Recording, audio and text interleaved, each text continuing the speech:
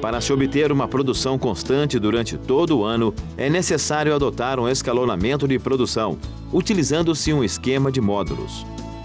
Os mais usados são 2:3 e 2:4, que correspondem a um galpão para cria, um para recria e 3 galpões de postura para o primeiro módulo, um galpão de cria e um galpão de recria para 4 galpões de produção no segundo módulo. Nesses esquemas de modulação, o lote é transferido com 18 semanas de idade para o galpão de produção. Considerando 2 semanas para a limpeza e desinfecção do galpão, que é o chamado vazio sanitário, tem-se uma diferença de 20 semanas de idade entre os lotes em produção. Não é aconselhável, do ponto de vista sanitário, criar aves de idades diferentes no mesmo galpão para não haver contaminação do lote mais novo. Todos os galpões devem ser construídos no sentido leste-oeste, para que o sol passe sobre as suas cumieiras e nunca entre diretamente dentro das instalações para não haver o estresse calórico das aves. O galpão, para a fase inicial, pode ser dimensionado para alojar 20 aves por metro quadrado. A largura do galpão deve variar entre 8 e 12 metros. O pé direito deve ter uma altura mínima de 2,80 metros. Se a região for muito quente, esta altura pode ser ainda maior, até 3,5 metros. O comprimento do galpão deve ser determinado de acordo com o número de aves.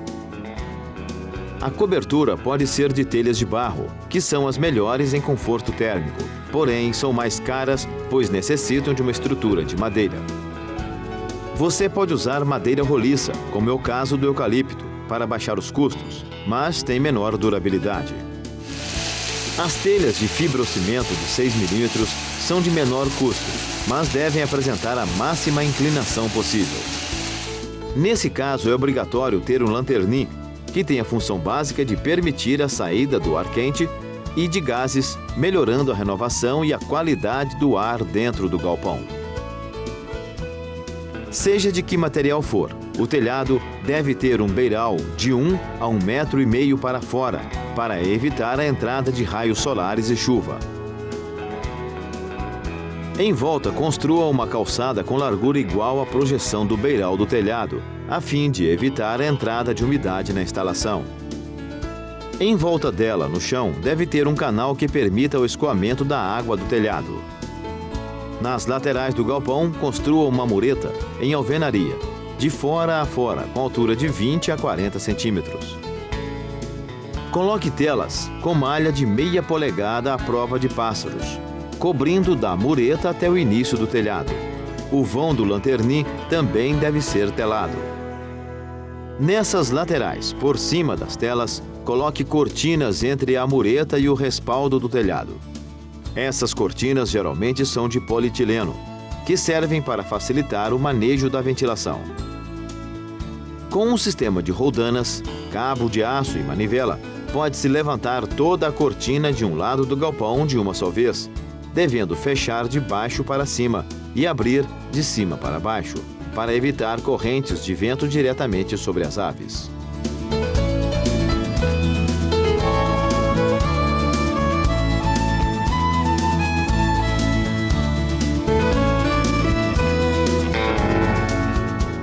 As extremidades do galpão devem ser totalmente fechadas em alvenaria ou madeira. Por dentro dessa área fechada, deve ficar uma área de serviço que possibilite o armazenamento da quantidade de ração para 1 a 2 dias e equipamentos. Coloque a ração sobre um estrado de madeira para que fique longe do chão e não umedeça. O piso deve ser impermeável e acima do nível do solo. Normalmente é construído em concreto com 5 a 10 centímetros de espessura. Tenha o cuidado de deixar uma inclinação de 1 a 2% a partir do centro para as laterais. Isso é muito importante para o escoamento da água durante a limpeza e desinfecção.